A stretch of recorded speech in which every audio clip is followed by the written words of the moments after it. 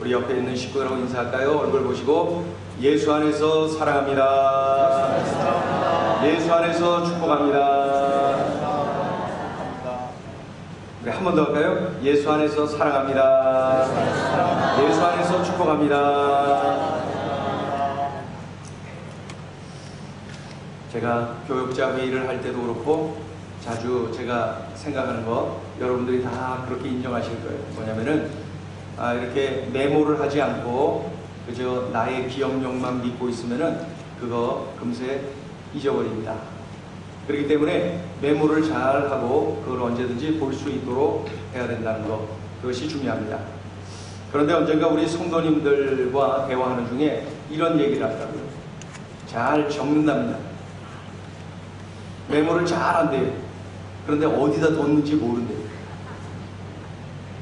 그런 일도 일어나게 되는 것이죠. 그러니까 우리 기억력이 한계가 있다는 거예요. 우리 기억력의 용량이 그렇게 크지 않다는 그런 내용이죠. 그래서 성경을 읽다 보면은 마태복음에 있는 내용이 누가복음, 마가복음에도 또 있어요. 구약에 있는 말씀이 신약에 또 있어요. 왜 그러는 거죠? 우리의 기억력 용량을 아시기 때문에. 왜 그러시는 거죠? 우리들이 잊어버렸을까봐. 그렇게 해서 반복해서 성경에 기록되어 있는 것이죠. 호세아서를 쭉 보아오면서 느끼셨죠? 비슷한 패턴이 지금 계속되죠. 10장까지 오면서 또 다른 거 있었어요. 계속 똑같은 패턴이 지속되는 것을 우리가 눈치를 챌 수가 있죠. 이스라엘의 죄악의 그런 모습을 드러내시죠. 설득하시면서 돌아오라고 하면서 인내하시고 선지자 보내면서 설득하시고 또 인내하시고 그러다가 벌을 내리시겠다 그랬죠. 때려서라도 바른 길 가겠다 그러시죠.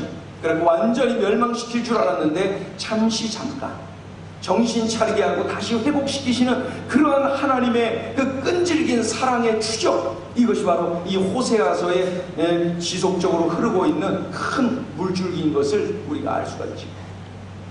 이런 패턴으로 계속되는 거예요. 그러니까 그냥 한 번 말씀하시고 말지 뭐 이렇게 계속해서 반복해서 이렇게 말씀하시는가 이렇게 느껴질 수가 있습니다. 왜 그래요? 잊어버렸을까봐, 메모해놓고 어디다 뒀는지 모를까봐.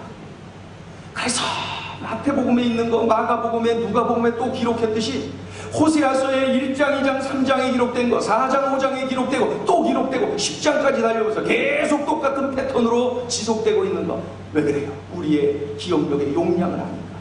잊어버렸을까봐, 지키다가 또 그만뒀을까봐 지속적으로 말씀하고 있는 것입니다. 왠지 우리네 아버지 어머니 같지 않아요? 지속적으로 행여라 길 조심해라는 말씀 한갑이 넘도록 막 70이 넘어도 부모님은 길 조심해라 그거 70년이 넘도록 들었는데 70년이 아니라 부모님은 돌아가실 때까지 그 말씀하시는 거죠. 자꾸 그 말씀하시는 거예요. 우리 하나님 아버지가 그러신 거예요. 그렇다면은 이렇게 반복하면서까지 오늘도 우리들에게 들려주시고자 하는 말씀이 도대체 뭡니까? 오늘 본문을 시작하면서 이 포도나무라고 하는 단어가 기록되어 있어요. 이스라엘을 성경은 여기저기에서 포도나무라고 이렇게 지칭을 할 때가 참 많아요. 이스라엘이 포도나무라는 거예요. 오늘 본문을 시작하면서도 그렇게 언급하고 있죠. 우리 1절 읽어보세요. 시작. 이스라엘은 열매 맺는 무성한 포도나무. 이스라엘은 열매 맺는 무성한 포도나무다. 하나님은 애굽에서 종살이하던 이스라엘을 구원해 주셨어요. 홍해를 건너게 하셨고 광야를 거치게 하셔서 가나안 땅으로 인도하시고 오늘 이 순간 이 자리까지 인도해 주셨어요. 그런 과정을 세밀하게 보니까 홍해를 가르셨어요. 만나와 메추라기를 날마다 공급해 주셨어요. 반석에서 물을 내셨어요. 쓴 물을 단물로 바꿔주셨어요. 입고 나온 옷, 신고 나온 신이 헤어지지를 않았어요. 낮에는 구름 기둥으로 밤에는 불 기둥으로 함께 하시고 보호하시고 인도해 주셨어요. 이분이 바로 하나님이세요. 출애굽 그리고 광야를 거쳐 가나안 땅에 들어가기까지 그 이후에 지금 이날 이 시간까지 하나님께서 전적으로 은혜를 베풀으신 그 다 하나님이 하신 거예요. 하나님이 다 주신 주신 것 부인할 길이 없습니다. 그래서 하나님이 베풀어 주신 은혜가 풍성합니다. 하나님이 베풀어 주신 열매가 주렁주렁 아주 풍성합니다. 이스라엘이라고 하는 포도나무에 하나님의 은혜의 열매가 주렁주렁 맺혀졌어요. 무성한 포도나무가 되었어요. 부인할 수가 없어요. 영적으로는 물론이고 경제적으로도 아주 풍성한 무성한 포도나무가 되었습니다. 특별히 이 호세아서가 기록될 때의 왕은 여로보암 2세라고 하는 왕이 다스리던 때인데, 그때는 이 영토가 가장 넓을 때, 그리고 군사적으로도 가장 강할 때, 더 나아가서 경제적으로도 가장 풍요로울 때 바로 이 호세아서가 기록되었던 그러한 때입니다.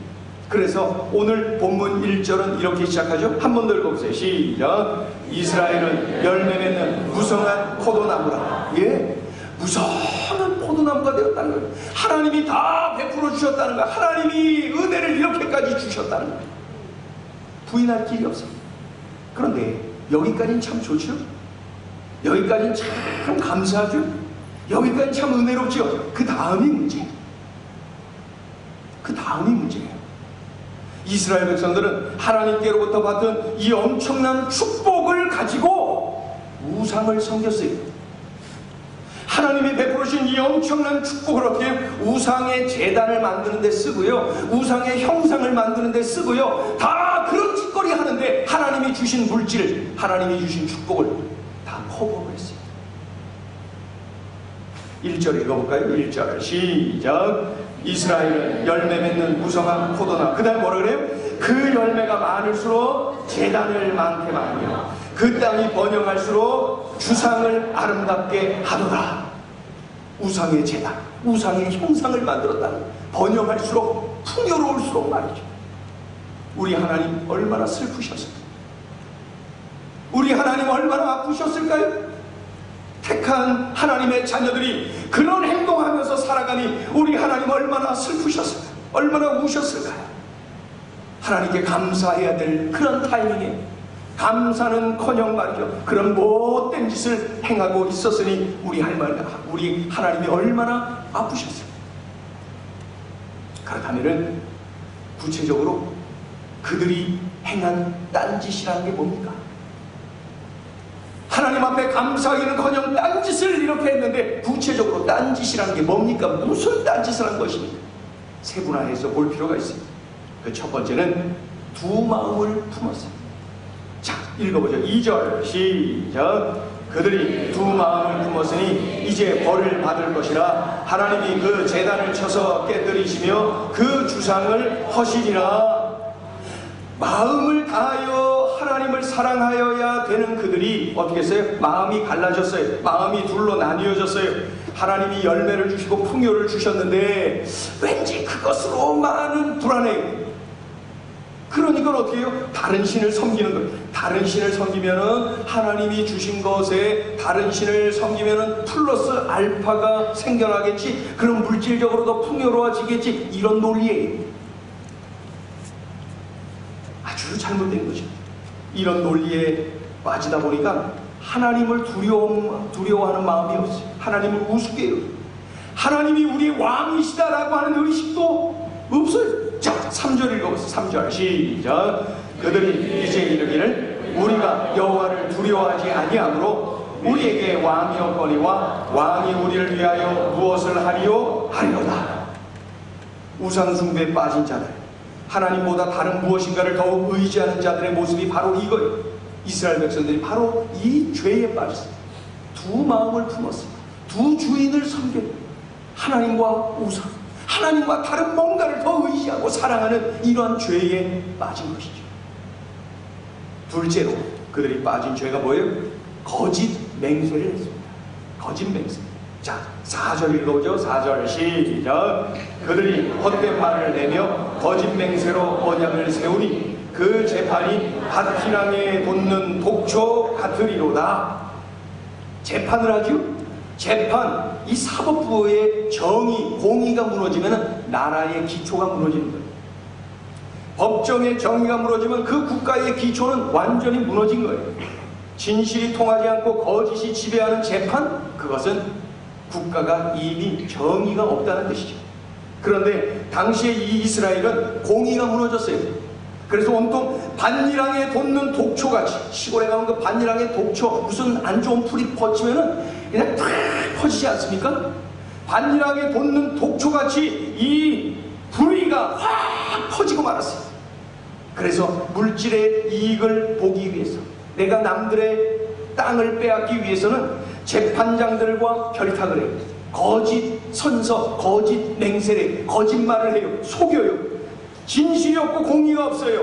그렇게 해서라도 빼앗고, 그렇게 해서라도 취하고 싶은 마음, 그러한 것이 그 땅에 독초처럼 쫙 퍼져 있었다. 자세히 들여다보면 물질이 우상이 되어 있구나 하는 것을 알 수가 있는 것이죠. 자, 그들이 빠진 셋째 죄악이 뭡니까? 성적 타락에 빠졌어요.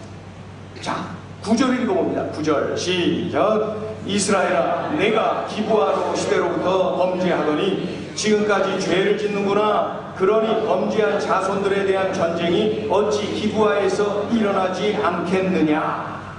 여기서 기브아 시대, 달리 표현하면 옛적의 기브아 시대에 너희의 조상들이 죄를 짓더니 그 죄를 똑같이 지금 너희들이 죄를 짓고 있구나, 이렇게 책망하십니다.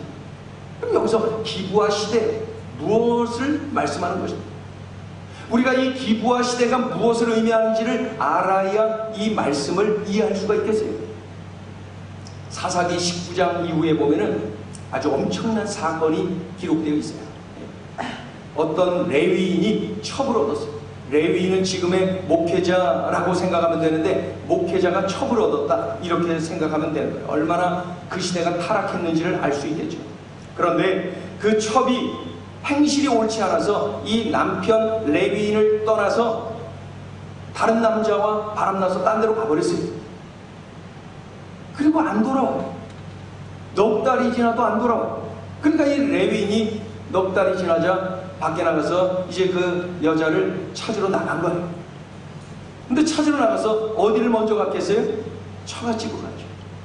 그 여자의 그 친정, 이 남자의 레위인의 처갓댁으로 간 거예요. 갔더니 이 아니나 다를까 이 여자가 말이죠, 그 바람나서 돌아다니던 그 남자가 떠나가버리고 헤어졌어요. 그리고 할 수 없이 남편에게, 레위인 남편에게 돌아오지 않고 처갓집, 자기 시집, 이제 친정으로 돌아가요. 그래서 그곳에 간 레위인하고 딱 만났습니다. 이 사실을 다 알고 있는 그 장인어른이 얼마나 이 사위 레위인에게 미안합니까? 그래가지고 극진히 대해줬어요. 그랬더니 마음이 활짝 열린 이 레위인이 그 여자에게 말하죠.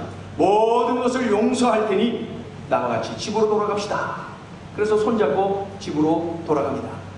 그렇게 해서 이제 가는 거예요. 그런데 집으로 돌아가는 길에 그 베냐민 지파의 기브아라고 하는 동네에 들어갔는데, 그때 해가 뉘어뉘어지고 어둑어둑해지고 그 동네에서 묵어야 됐어요. 그래서 문을 두드리고 해서 들어간 곳이 어느 나이 많은 노인의 집에 묵게 되었습니다. 그곳에서 이제 짐을 풀고 쉬고 잠자리에 들었는데, 밖에 한밤중에 시끌시끌한 거예요. 시끌시끌한 거예요. 무슨 일이 일어난 거예요? 난리 피우고 막 밖에 막 어수선하고 난리. 무슨 일입니까? 그 동네, 기브아라고 하는 그 동네에 깡패들이 몰려와갖고 남자 내놓으라는 거예요. 조금 아까 이 집에 들어온 남자를 내놔라, 그러면서 난리를 피우고 있는 거예요. 왜 남자들이 몰려와서 남자를 달라 그러는 거예요? 남색하려고. 동성애자들이, 호모들이에요. 게이들이에요. 이들이 몰려와서 남자 달라는 거예요. 남자 달라, 남자 달라. 하나님의 그 심판을 받는 그러한 시대의 그 지역을 들여다보면은 이런 남색하는 죄, 동성애가 아주 넘쳐난 것을 볼 수가 있습니다. 성경에 기록된 소돔과 고모라 성의 멸망을 이렇게 들여다보면 그곳에 동성애가 넘쳐났어요. 그리고 로마 제국 안에 그 유명한 폼페이 있지 않습니까? 예? 환락의 도시 폼페이가 화산 폭발해서 그냥 그 심판을 받았지만 말입니다. 그 속에 얼마나 많은 이 동성애의 죄악이 넘쳐났는지 그 폼페이 최후의 날 그러한 영화도 있고, 이제 폼페이 전시를 제가 갔다 와봤는데 그러한 일들이 쫙 지금 미국과 유럽에 동성애가 넘쳐나고 있어요. 동남아시아를 여행하다 보면 필리핀이나 태국이나 뭐 이런 나라들에서는 쉽게 그러한 사람들을 쳐다볼 수가 있습니다. 지금 우리 한국 사회도 거세게 이 물결이 밀려오고 있는 것 아닙니까? 전 세계 동성애가 전염병처럼 창궐하고 있는 거예요. 오늘 본문에 기록된 기부와 그 동네가 당시에 남색하는 자들, 이 호모들, 이 동성애자들, 이 게이들이 넘쳐났던 거예요. 아무튼 한밤중에 남자 내놔 난동을 피우고 있어요. 그렇다면은 그곳에서 끝까지 문 걸어 잠그고 버티든지 아니면 나가서 목숨 걸고 싸우든지 해야 되는데, 이 레빈이 어떻게 했어요? 타협을 합니다. 어떻게 타협을 해요? 나 대신에 내 여자 줄게. 이렇게 타협을. 그러면서 자신의 이 여자를 내보내죠. 그래서 이 여자를 그 기부와의 그 남자들이 데리고 가요. 그런 후에 밤새도록 이 수많은 이 기부와 남자들이 이 여자를 윤간합니다. 그러니까 밤새 윤간을 당해서 그런 후에 이제 놔줬는데 집으로 돌아가는 거예요. 비틀비틀하면서 돌아가면서 문고리 잡고 들어가다가 그만 그 자리에서 쓰러져 죽어버린 이 여자가. 이 레위인 정말 못됐지요. 그러자 화낼 자격도 없는 이 레위인이 그 모습을 보고 분노를 합니다. 그 여자의 시신을 12토막을 냅니다. 그래서 한 토막씩 이스라엘의 12지파에게 다 보내는 거예요. 그랬더니 그 시신의 토막을 받아든 그 이스라엘 각 지파의 지도자들이 오늘날의 우리나라의 저기 여의도 광장과 같은 미스바로 모인 거예요. 12지파의 대표들이 미스바에 모였어요. 그래서 회의를 합니다. 이 문제를 어떻게 하느냐. 그래서 이 사건의 전말을 그 레위인이 와서 다 이렇게 고발을 합니다. 그것을 다 듣고 그 자리에서 결의를 하는데, 그 베냐민 지파 기브온 땅의 깡패들 다 잡아와라. 기브온 지파에서 그들을 다 잡아 끌고 와라. 그들을 처단해야 된다. 이것이 우리 이스라엘 공동체를 살리는 길이다. 막 결의를 합니다. 그런데 그 결의를 베냐민 지파가 거절을 합니다. 안 된다. 어떻게 우리 지파 사람들을 죽으라고 내놓을 수가 있느냐. 절대 그렇게 할 수 없다. 그러자 전쟁이라 12대1로 싸웁니다. 11개 지파가 한 개 지파 베냐민과 싸워. 그래갖고 베냐민 지파가 멸절 위기에 계속 죽어가요. 멸절 위기. 가만히 놔두면 이제 끝나버리니까 베냐민 지파는 완전히 사라지는 거예요. 그때 야 그래도 멸절은 막아야 되지 않겠느냐 해서 400명가량을 남겨두었다. 이게 바로 이제 그 기브아 사건이라고 하는 그러한 엄청난 사건의 내용입니다. 이와 같이 하나님은 이스라엘을 무성한 포도나무로 또 열매가 풍성한 포도나무로 축복해 주셨어요. 그런데 하나님 앞에 감사하며 하나님께 예배하며 하나님 앞에서 살지 못하니까 이렇게 죄악에 빠졌어요. 성적으로 타락했어요. 이러한 시대를 그들이 살고 말았던 것이죠. 그런데 하나님께서 말씀하시는 것, 기브아 사건이 일어났던 그 기브아 시대에 너희의 조상들이 범한 죄악이 지금 너희들이 그대로 범하고 있구나. 이렇게 책망을 하고 계시는 것입니다. 이스라엘 백성들은 하나님이 이렇게 풍요로운 포도나무로 열매 맺게 만들어 주셨음을 감사하며 살아야 되는데 이렇게 가지가지의 죄악을 범했던 것입니다. 우상을 섬기는 죄, 거짓 맹세를 하며 착취했던 이러한 죄, 그리고 이와 같이 성적으로 타락한 죄, 가지가지의 죄악에 빠진 그들의 모습을 오늘 호세아 10장은 분명하게 보여주고 있습니다. 타락한 그 시대를 보여주면서 하나님이 우리에게 주시는 말씀은 뭡니까? 늘 똑같은 패턴으로 하나님께서 오늘 호세아 10장에서도 이러한 내용을 우리에게 적나라하게 보여주시면서 오늘 우리에게 주시는 메시지는 뭡니까? 우리에게 하시고자 하는 말씀이 뭡니까? 지금 이 자리에 있는 나에게 주시는 메시지가 뭡니까? 첫째, 두 주인을 섬기지 말라. 우리 같이 한번 따라합니다. 두 주인을 섬기지 말라. 하나님이 주시는 말씀입니다. 우리 2절 읽어봅니다. 2절 시작. 그들이 두 마음을 품었으니 이제 벌을 받을 것이라. 하나님이 그 제단을 쳐서 깨뜨리시며 그 주상을 허시리라. 그들이 두 마음을 품었으니 이제 벌을 받을 것이라. 하나님이 나의 주님이신데 또 다른 주님을 만들어 섬기니 두 주인을 섬기는 거예요. 마음이 나뉘어진 거예요. 하나님이 가장 싫어하는 그러한 일을 저지르고 있는 거예요.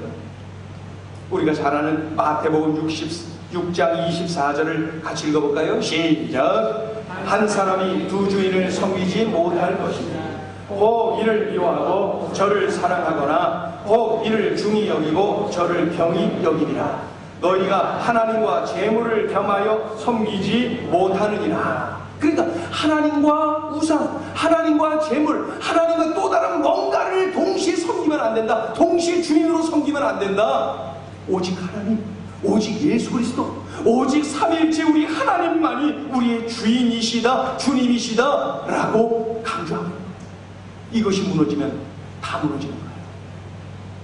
이것이 무너지면 우리 신앙의 기본이 흔들리기 때문에 우리들의 삶이 전체가 다 뒤집어지는 거예요. 무너지는 거예요. 잘못되는 거예요. 나쁜 길로 가는 거예요.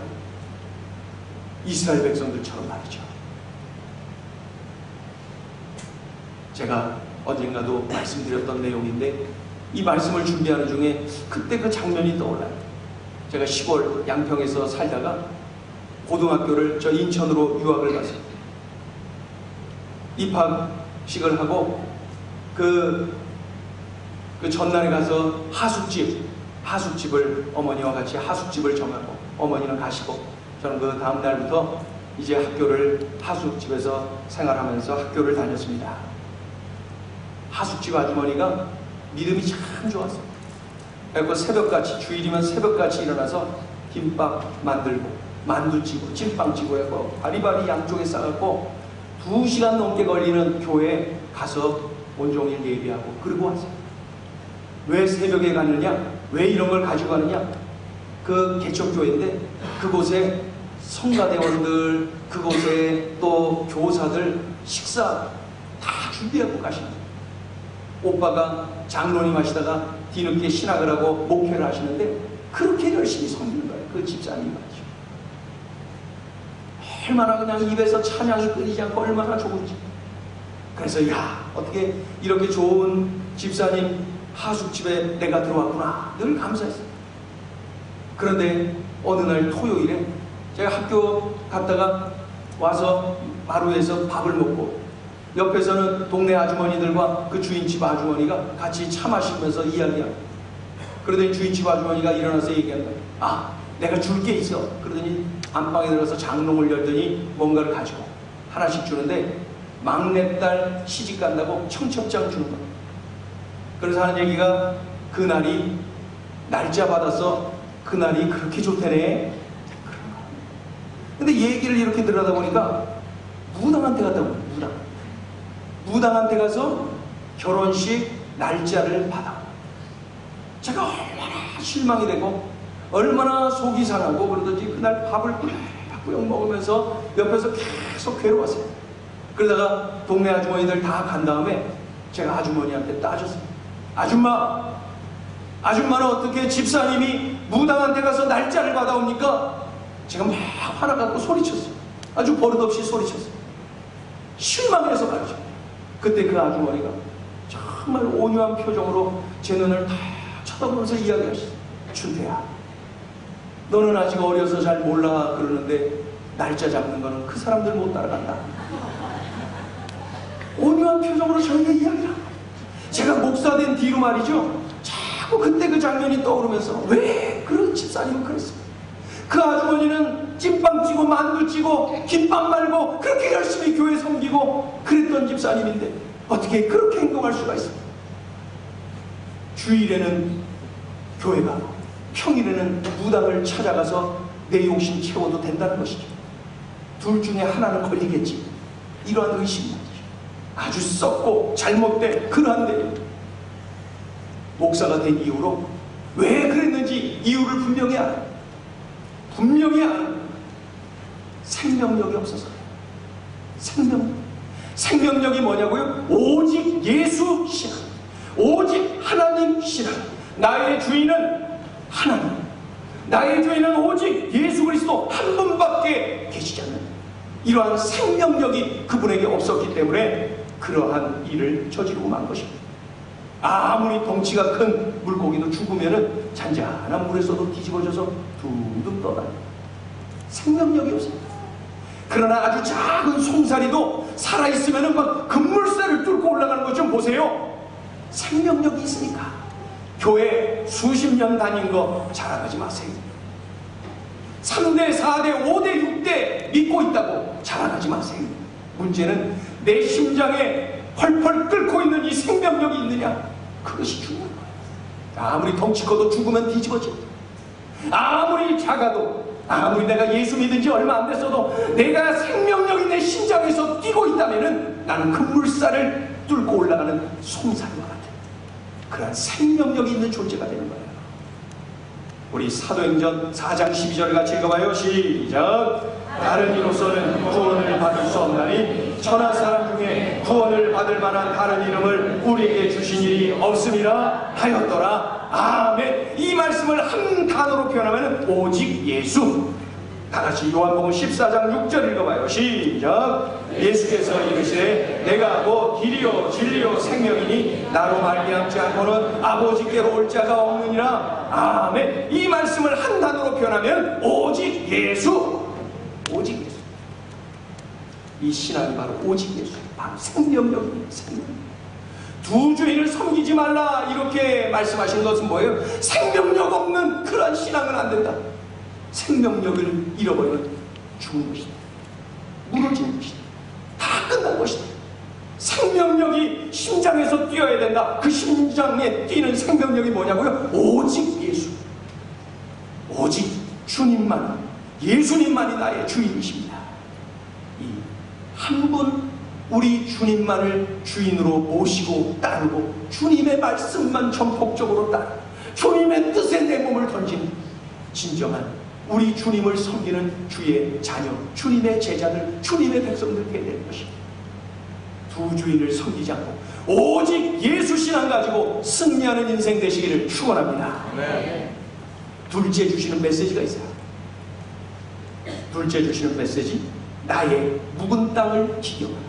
나의 묵은 땅을 기경하라. 다른 사람 얘기 아닙니다. 나의 묵은 땅을 기경하라. 제가 이 말씀을 준비하면서 나 자신을 한참 나에게 묵은 땅. 자, 12절 읽어보세요. 12절 시작. 너희가 자기를 위하여 공의를 심고 인애를 거두라. 너희 묵은 땅을 기경하라. 지금이 곧 여호와를 찾을 때니 마침내 여호와께서 오사 공의를 비처럼 너희에게 내리시리라. 너희 묵은 땅을 기경하라. 이스라엘 백성들이 우상 숭배의 죄, 거짓 맹세의 죄, 성적 타락의 죄에 빠졌어요. 빠진 지가 꽤 됐어요. 굳어버렸어요. 묵은 땅이 되었어요. 이러한 땅에 진실이라는 열매, 거룩이라는 열매가 맺혀지겠습니까? 이런 땅에서 주님만을 사랑하고 주님만을 의지하는 삶의 열매가 맺혀지겠습니까? 그러니까 방법은 한 가지밖에 없다는 거예요. 그 땅 갈아엎어버려. 그 땅 뒤집어버려라. 그 땅을 새롭게 기경해라. 우리 하나님 그렇게 말씀하고, 너희들이 이렇게 우상을 숭배하고 거짓 맹세를 하고 성적으로 타락한 그러한 죄악이 만연되어서 이미 굳어졌다. 묵었다. 그러니 그 묵은 땅을 기경해라. 갈아엎어라. 그래야 된다. 그렇게 말씀하고 있는 거예요. 하나님을 의지하고 사랑을 합니다. 하나님을 의지하고 사랑합니다. 그러면서도 문제는 물질이 우상이고 자식이 우상이고 그리고 학벌, 세상 지위, 세상 스펙이 우상이 되어서 적당하게 타협하면서 사는 삶, 그런 삶 뒤집어버려요. 새롭게 기경해라, 그렇게 나에게 말씀하고 있는데 여러분 가슴에 찔림이 있습니까? 그렇다면 그것을 기경하세요.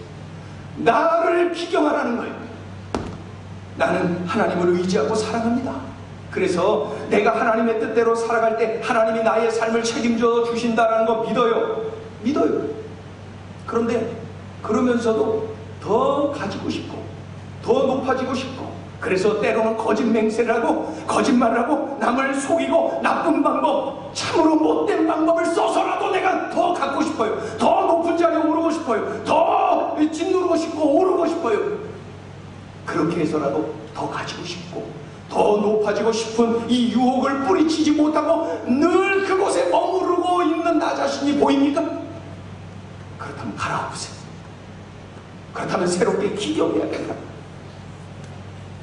그래야 진실이라는 열매, 거룩이라는 열매, 그래야 하나님을 사랑하고 의지하는 그런 삶에서의 열매가 맺혀질 수가 있다는 것이죠.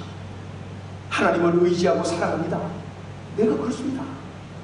그래서 하나님을 위해서, 사명을 위해서 열정적인 헌신의 삶을 산 거 좋다고 생각합니다. 그런데 그건 남들 얘기고요. 남들이 그렇게 사는 건 좋다고 생각합니다. 나 자신이 그렇게 사는 것은 거부합니다. 별로입니다. 적당하게 해야죠. 적당하게 예수 믿어야죠. 안전거리 유지하고 적당하게 해야지. 그건 빠지는 것도 싫습니다. 그저 적당히 하나님 앞에서 이런 게으름의 삶에 익숙해져 있는 나의 모습을 지금 봅니까? 그렇다면 갈아엎으세요. 새롭게 기경해야 됩니다. 그렇지 않으면 나도 얼마 안 가서 이러한 이스라엘 백성들이 저지른 그런 죄악에 빠지고 묵은 땅에서 덩그러니 서 있게 될 것입니다. 묵은 땅을 기경하라, 하나님의 음성이 들리지 않습니까? 이 음성에 순종해야지. 성령의 권능을 의지하고 뜨겁게 기도하며 뛰어들어야지요. 우리가 갈아엎어야 됩니다. 내 삶 속에서 말이죠. 그럴 때에 주님의 은혜와 능력을 우리 하나님께서 비처럼 내려주신다고 약속하셨어요. 비처럼 내려주신다. 그러면서 주신 말씀이 뭐예요? 지금이 그때다. 자, 읽어보죠. 12절 다시 읽어요. 12절 시작. 너희가 자기를 위하여 공의를 심고 인애를 심으라. 너희 묵은 땅을 기경하라. 그다음에 뭐래요? 지금이 곧 여호와를 찾을 때니 마침내 여호와께서 오사 공의를 비처럼 너희에게 내리시리라. 아멘. 지금이 곧 여호와를 찾을 때라. 달리면은 지금이 기경해야 될 때다. 지금이 내 심령을 갈아엎을 때다. 지금이 그럼 미루지 말라는 거예요. 그러면서 뭐라 그래요?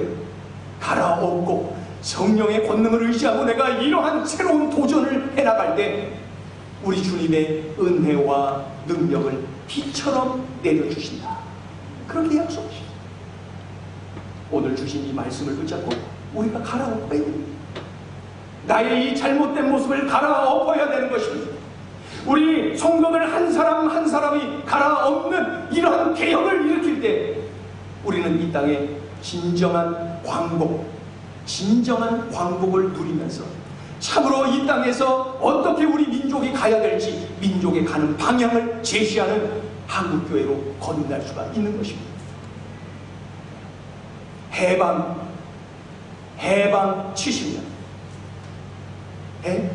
해방 70년. 이 광복 70년이죠.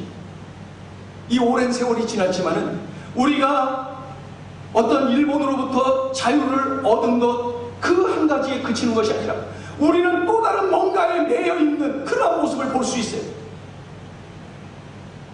우리는 다른 뭔가에 매여 있어요.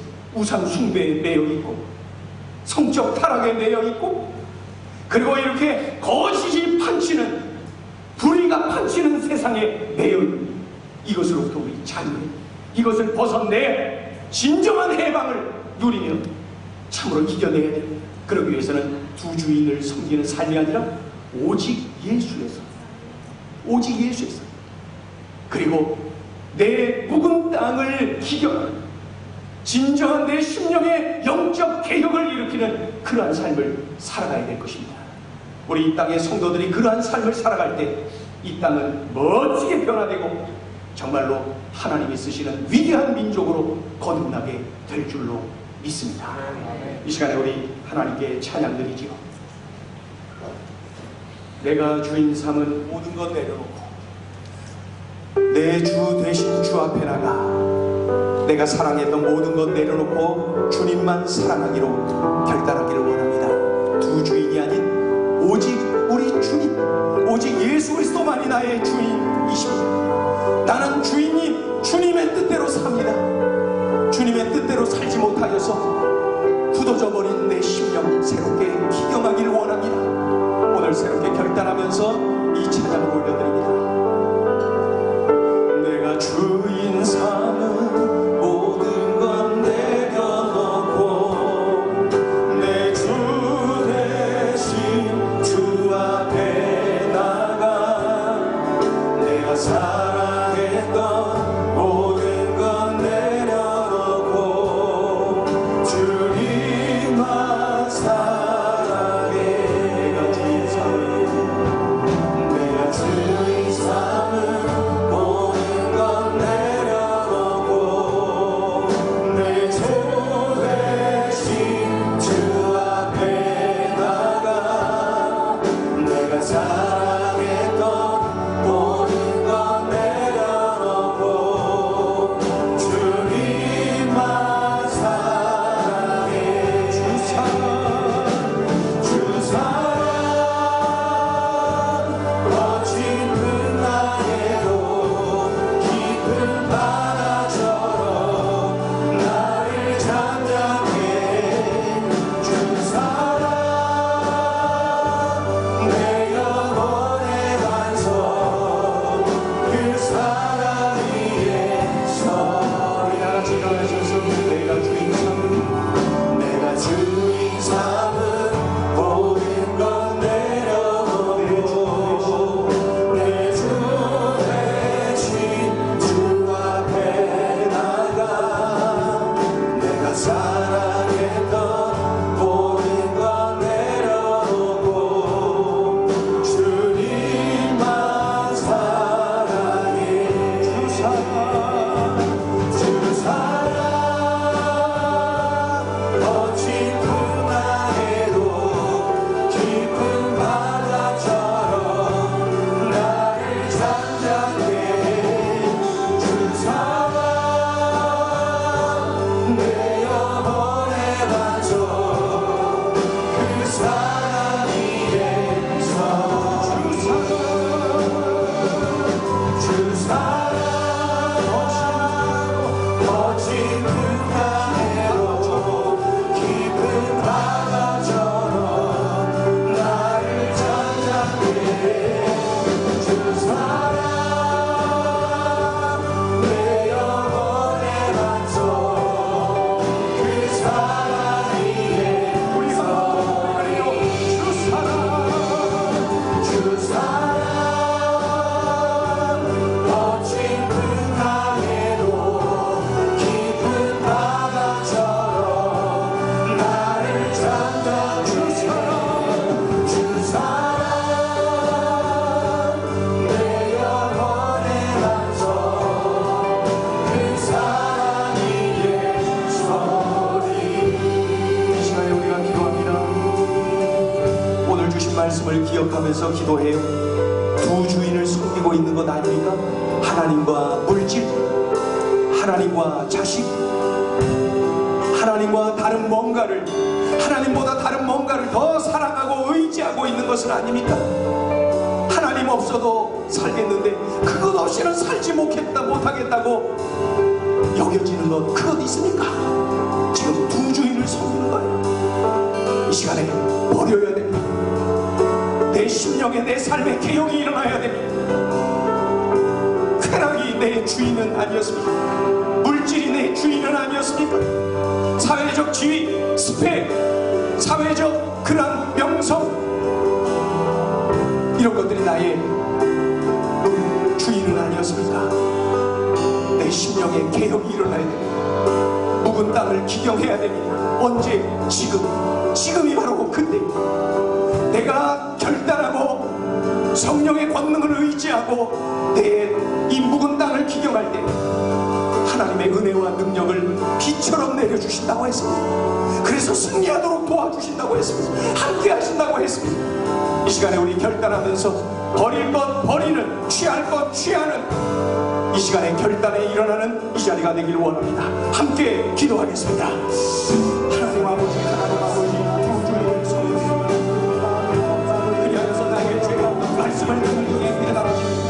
하나님 아버지, 하나님 아버지, 물질이 나의 주인이었습니다. 쾌락이 나의 주인이었어요. 사회적 지위, 사회적 명성, 사회적으로 높아지는 것이 나의 주인이었습니다. 스펙이 나의 주인이었습니다. 하나님 아버지, 하나님보다 더 사랑하고 의지하는 이런 것들을 이제 버리게 하여 주옵소서. 나의 주인, 나의 왕은 오직 예수 그리스도 한 분밖에 없습니다. 주님, 당신은 나의 유일한 주님이십니다. 예수 그리스도만이 나의 주님이십니다. 나는 예수 그리스도만을 주님으로 영접하고 예수 그리스도만을 철저히 사랑하고 의지하고 예수 그리스도가 내 삶의 우선순위, 예수 그리스도가 내 삶의 우선순위. 주님의 아버지와 모습들이 철저하게 사라지고 없어지고 개혁되었습니다. 하나님 아버지, 앞에 바로시고 있습니다. 삶의 가운데 하나님 아버지, 하나님 아버지, 지금 바로 개혁을 이루어야 할 때입니다. 기념해야 될 때입니다. 지금이 바로 갈아엎어야 될 때입니다. 하나님 미루지 말게 하시고 지금 이 자리에서 판단하며 하나님의 은혜와 능력을 의지하며 내 신령을 판단하고 뒤집게 하시옵소서. 하나님의 은혜와 능력을 비춰서 내려주신다는 말씀하셨습니다. 지금 갈아엎으라 말씀하시고 하나님 이 자리에 판단하고 내가 오늘 이 자리에서 마무리하며 결단하며 그런 삶으로 나가게 하여 주시옵소서. 버릴 것을 버리게 하여 주시옵소서. 취할 것을 취하게 하여 주시옵소서. 주여 그런 삶이 되게 하여 주시옵소서. 하나님이여 우상 숭배의 죄, 하나님이여 거짓의 죄, 하나님이여 이런 성적 타락의 죄, 주여 가지가지 죄악들이 우리들에게 묻어 있습니다. 행여나 이런 죄악들이 파편이라도 나에게 튀어 있다면 주여 오늘 이 자리에서 회개하며 오늘 이 자리에서 아버지를 기념하며 바라보며 진정으로 하나님의 은혜와 능력을 기대하며 하나님 아버지 새로운 삶을 경험하게 하여 주시옵소서. 버리게 하여 주옵소서. 버리게 하여 주옵소서. 우선순위가 제대로 있는 나의 삶이 되게 하여 주시옵소서. 하나님을 기대하며 우리가 하나님을 기대하며 우리가 하나님을 의지하며 하나님의 그러한 삶을 누리게 하여 주옵소서. 이렇게 하나님 이 땅에 아버지 성도들이 이러한 삶을 살아갈 때 이 땅에 진정한 해방이 있는 것이며 하나님 아버지여 부산을 축제로 오가게 해방하시고 이러한 거짓의 짓눌림 그런 사람하고도 해방 하나님 아버지여 이런 아버지 하나님의 성적 타락의 이러한 죄악으로부터 해방 하나님의 진정한 해방을 누리며 돌아보셔 바라보셔서 선한 영향력을 끼치고 그런 우리가 이 나라의 민족에 대해 하여 주옵소서. 하나님 기부하시는 저런 타락한 시대가 되지 말게 하시고 다시 회복이 일어나며 정결이 일어나며 거룩이 회복되며 하나님 마음에 한판 그러한 우리 나라 이 민족이 되게 하여 주옵소서. 하나님 우리 인생의 모든 성도들이 그러한 아버지 놀라운 영적 부흥의 진원지가 되어지게 하여 주옵소서. 이런 영적 부흥의 진원지가 바로 나의 삶이 되게 하여 주옵소서.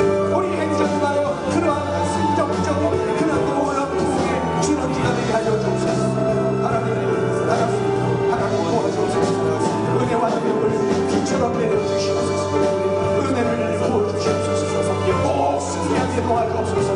삶의 현장에서 오주에서 순종보가 올려 퍼지게 하여 주옵소서. 우리로 인하여서 거룩이 전염되게 하시고 우리로 인하여서 참으로 그런 믿음이 전염되게 도와주시옵소서. 지성적으로 일어나게 하여 주시옵소서. 하여하는 것을 아버지 지금의